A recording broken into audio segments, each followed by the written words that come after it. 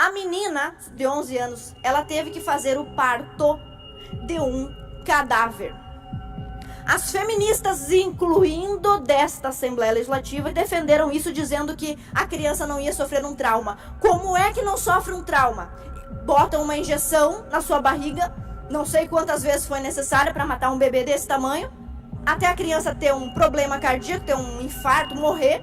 Quando a criança morre, é preciso com uma pinça arrancar os pedaços da criança e depois montar. Olha que cena bárbara. A médica, o médico que fez esse aborto, pegou um pano e colocou os pedaços da criança para ver se não estava faltando nenhum. Um pedaço de crânio, um pedaço de cabeça, um pedaço de tronco, os 2 bracinhos, os 2 pezinhos, para confirmar se o bebê estava morto. A criança de 11 anos, vítima disso também, vítima desse abortamento também, porque ela foi traumatizada com certeza, teve que parir um cadáver. Sacrifício de crianças. Bárbaro. Maligno. Antigo. Moderno. Não há nada de novo sob o sol. Ao longo da história, crianças foram sacrificadas a uma variedade de divindades na tentativa de obter favores ou bênçãos. Astecas arrancavam o coração de seus filhos para apaziguar os deuses da chuva e da guerra. Os incas sacrificavam seus filhos ao deus Sol para que suas colheitas frutificassem. Os cananeus sacrificavam seus bebês a Moloque pela prosperidade. Tambores eram tocados alto para abafar os gritos dos bebês.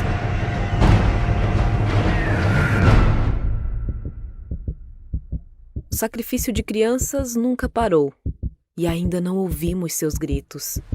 Não há nada de novo sob o sol. Sacrificamos nossos filhos hoje, não por chuva ou vitórias na guerra, mas por liberdade ou conveniência. Nós os sacrificamos para nos beneficiarmos no trabalho ou pelas bênçãos do dinheiro ou da fama. Sacrificamos nossos bebês em prol do sexo livre. O sacrifício de crianças não é mais um evento público. Isso é feito a portas fechadas. Em vez de queimá-los ou esfaqueá-los de modo sangrento, há um evento limpo, estéril e clínico. Não jogamos nossos filhos no fogo, nem os deixamos congelar até a morte. Deixamos nossos bebês morrer de fome. Nós os envenenamos. Nós arrancamos seus braços e pernas e esmagamos seus crânios. Chamamos isso de escolha. Chamamos isso de empoderamento. E nossa cultura aceita isso. Nós celebramos esse ato. Celebramos o assassinato de bebês. Consideramos isso vital para a nossa existência. Tornou-se um direito, mas nada mudou. Não há nada de novo sob o sol. Seres humanos inocentes ainda estão sendo sacrificados para satisfazer desejos egoístas dos mais poderosos. O sacrifício infantil moderno está prosperando. Devemos acabar com isso. Acabar com o aborto. O clima em Santa Catarina é de luto.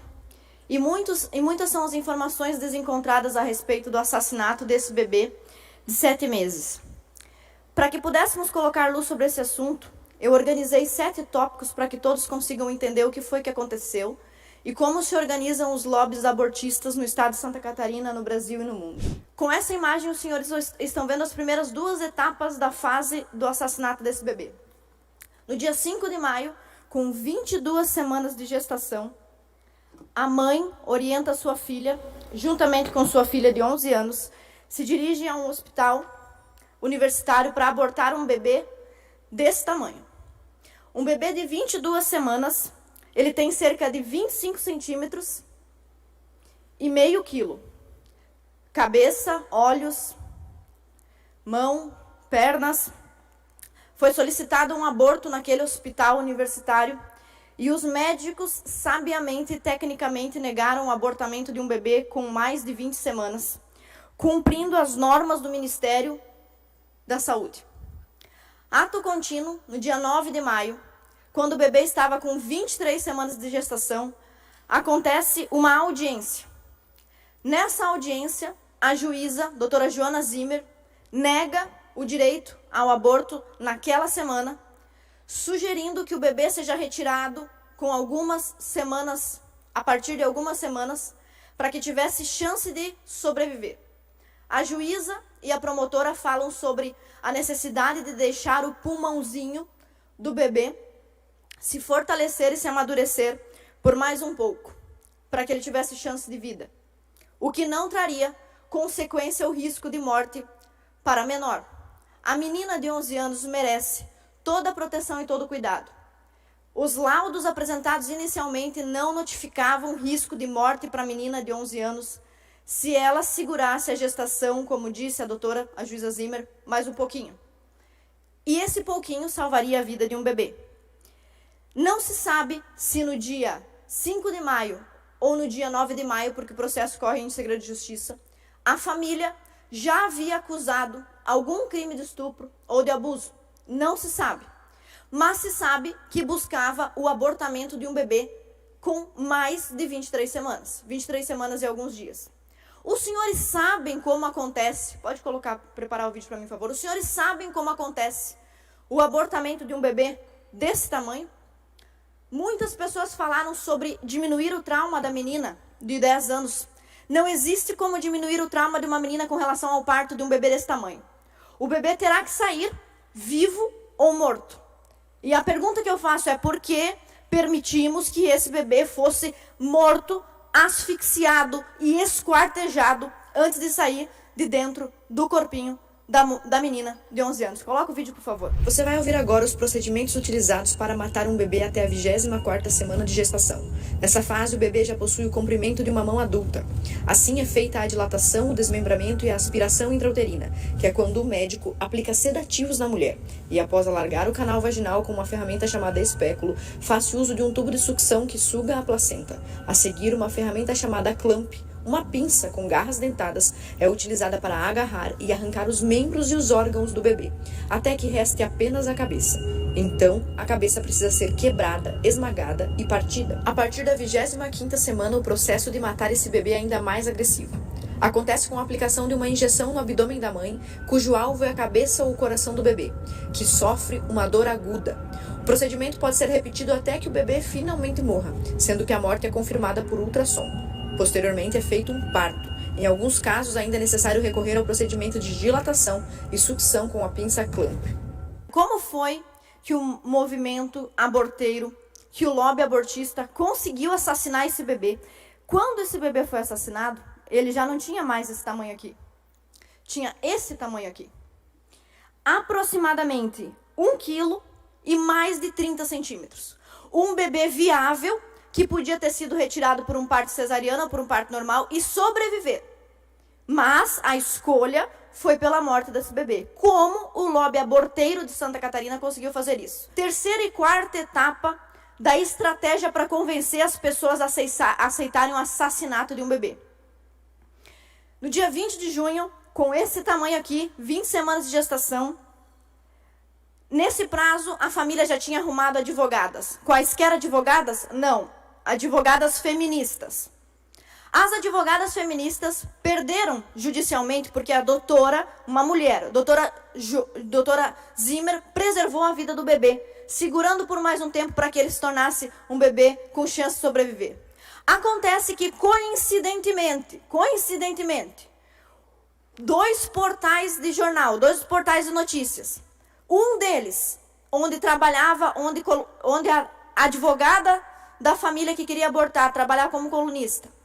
Um desses portais, em parceria com o Intercept, vaza informações sigilosas de um processo. Crime. Vazar a audiência, expor a menina, crime. Expor dados, vídeos sigilosos de um processo que corre em sigilo de justiça. Essa foi a terceira etapa. A quarta etapa, por que acontece isso? Para haver uma comoção social, para as pessoas acharem que a juíza estava querendo torturar a menina e se convencerem do assassinato desse bebê. No dia 22 de junho, com 29 semanas de gestação, o Ministério Público Federal atropela, não é culpa do Ministério Público Federal, foi a doutora, vamos falar os nomes aqui, doutora Daniela Escobar, atropela um processo que estava sob posse do Tribunal de Justiça de Santa Catarina, um processo que estava judicializado aqui, e recomenda o aborto da criança em 24 horas e ameaça. Esta recomendação do Ministério Público soa como uma ameaça aos médicos, aos enfermeiros que estão trabalhando. Todos ficam com medo. Se eu não abortar essa criança, o que vai acontecer comigo? Eu vou responder diante do Ministério Público Federal? Por causa disso, nós apresentamos, junto com deputados federais, dezenas de deputados federais, uma reclamação disciplinar pedindo, inclusive, o afastamento cautelar da doutora Daniela Escobar do Ministério Público Federal por ausência de atribuição, usurpação de função, recomendação sem elementos probatórios. Ela fez a recomendação de assassinato de um bebê de 7 meses sem ter conhecimento dos autos e sem ter provas. Verificou a possibilidade de haver conflito de interesses entre a advogada, a mãe da menor e a menor? Verificou isso? Isso precisa ser esclarecido. E mais, um prazo irrazoável. Ela deu 24 horas para assassinar o bebê. Todos ficaram espantados com isso e, consequentemente, evidentemente, assassinaram o bebê com medo da recomendação do Ministério Público Federal. Recomendação não precisa seguir, igual a recomendação da mãe quando diz bota um casaco que está frio. Podia ter sido ignorada, mas o teor e a natureza da instituição fizeram com que as pessoas temessem uma represália e, portanto, providenciassem o assassinato desse bebê. Quem fez o assassinato? Quem praticou o assassinato desse bebê? Uma médica? Mulher ou homem? Enfermeiros? Quem participou disso?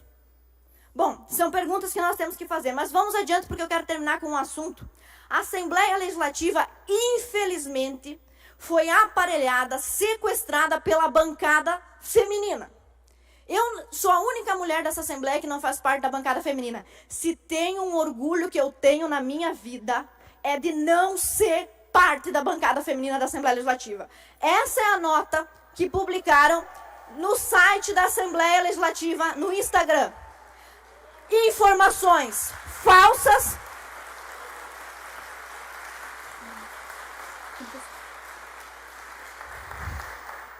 Informações falsas. A gestação não é apenas decorrente de violência sexual, mas envolve risco à vida da gestante. O primeiro laudo indicava que não havia, por isso a doutora determinou pelo salvamento das 2 vidas. Por que matar um bebê se ninguém corre risco de vida? Outra mentira, submeteu a criança a uma audiência absolutamente violenta. Ministério Público de Santa Catarina, Tribunal de Justiça de Santa Catarina, alguém precisa defender esta juíza e essa promotora que foram acusadas pelas membros desta casa, mulheres desta Assembleia. Eu não vou citar o nome, mas todo mundo pode pesquisar em casa quem são as outras deputadas mulheres. Adiante, pode passar mais uma imagem. E as deputadas mulheres dessa casa pediram imprescindivelmente o aborto de um bebê desse tamanho aqui. Eu tenho orgulho de não ser da bancada feminina. Eu tenho orgulho de ter votado contra a criação da Procuradoria Especial da Mulher nessa casa. Porque a Procuradoria e a bancada da mulher se prestam ao assassinato de bebês. O que aconteceu? Dado o vazamento criminoso, envolvidos em sites feministas, publicações feministas, vazamento criminoso de informações sigilosas, a comoção popular, porque as pessoas ficaram com dó da menina baseada em informações falsas, a recomendação do Ministério Público Federal pedindo o assassinato do bebê, o que aconteceu? 22 de junho, informações, a menina já estava dentro do hospital, sob guarda de uma calhorda feminista, um monte de feminista lá para garantir que a criança fosse assassinada, começaram a vazar informações completas e verdadeiras sobre o caso. Informações que até o momento não tinham sido vazadas porque seletivamente só foi para o jornal e para a notícia aquilo que servia para fazer os senhores ficarem com pena da menina e pedir o assassinato do bebê. Quais eram as informações? Os próprios veículos de comunicação, porque eu não tive acesso ao processo inteiro, os próprios veículos de comunicação dizem que a menor, a menina de 11 anos, manifestou ter tido relações consentidas, entre aspas, porque na minha concepção criança não namora e não deveria fazer sexo, segundo a menina de 11 anos. E o menino de 13 anos que teria tido relações com ela dentro de casa, agora os senhores entendem por que a doutora Zimmer tirou a menina de dentro de casa? Que ela foi acusada de ser violenta, de estar torturando a criança ao afastar da mãe? Ela tirou a menina dentro de casa, provavelmente, se essa informação for verdadeira, para afastá-la de contínuos abusos. E foi injustiçada essa doutora Joana Zimmer. Bom, então começam a vazar informações no dia 22 que a opinião das pessoas começa a mudar. As pessoas começam a dizer, não, mas espera aí, se é assim, eu não sou a favor de matar esse bebê. Todo mundo apreensivo começaram a mudar a opinião. Só que aí, no dia seguinte, sai a informação, nós já matamos o bebê ontem. Não sei se mataram o bebê um dia anterior ou naquele dia, se demoraram para matar. O procedimento de aborto provavelmente durou 2 dias. A menina de 10 anos, de 11 anos, ela teve que fazer o parto de um cadáver. As feministas, incluindo desta Assembleia Legislativa, que não é culpa da Assembleia, eu estou me referindo única e exclusivamente às deputadas mulheres da bancada feminina, as feministas daqui defenderam isso dizendo que a criança não ia sofrer um trauma. Como é que não sofre um trauma? Botam uma injeção na sua barriga, não sei quantas vezes foi necessária para matar um bebê desse tamanho, até a criança ter um problema cardíaco, ter um infarto, morrer. Quando a criança morre, é preciso com uma pinça arrancar os pedaços da criança e depois montar. Olha que cena bárbara. Olha que cena bárbara. A médica, o médico que fez esse aborto, pegou um pano e colocou os pedaços da criança para ver se não estava faltando nenhum.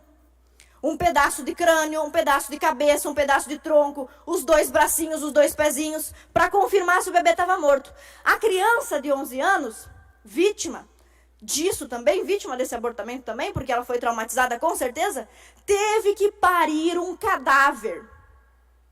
Depois de você sofrer uma relação sexual precoce, em termos inadequados, você ainda passa pelo parto de um cadáver. Levando tudo isso em conta, nós estamos apresentando, graças a 14 deputados, e eu quero agradecer nominalmente esses 14 deputados, que imediatamente, no mesmo dia em que eu propus essa CPI, no mesmo dia, na mesma hora, se prontificaram a assinar. Deputado Ricardo Alba, deputado João Amin, Gessé Lopes, Ivan Nats, Sérgio Mota, Márcio Machado, Sargento Lima, Ismael dos Santos, Kennedy Nunes, Onir Mocelin, Jair Mioto, Nilson Berlanda, Bruno Souza e Osmar Vicentini. Quem está... Por favor.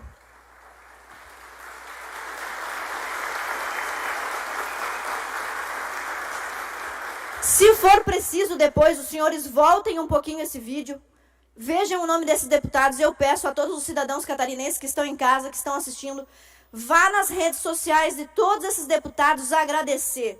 Esses deputados foram os primeiros comprometidos em investigar se houve ou não houve crime. Essa criança foi assassinada, disso não há dúvida. A criança foi assassinada. Ela foi assassinada sob argumentos ilegais, ela foi assassinada sob crimes sendo cometidos para conduzir a comoção popular quanto a esse assassinato. Foi correta a atitude da médica ou do médico que fez esse aborto? Quanto à doutora Daniele, nós já representamos a doutora Daniele pedindo seu afastamento cautelar para que ela seja afastada do Ministério Público. Vamos escrever também um mandado de segurança com relação à determinação e recomendação do Ministério Público. E essa CPI que nós apresentamos já conta, portanto, com 14 assinaturas. São as assinaturas necessárias para fazer a CPI. A CPI vai acontecer se depender de mim e dos 14 deputados.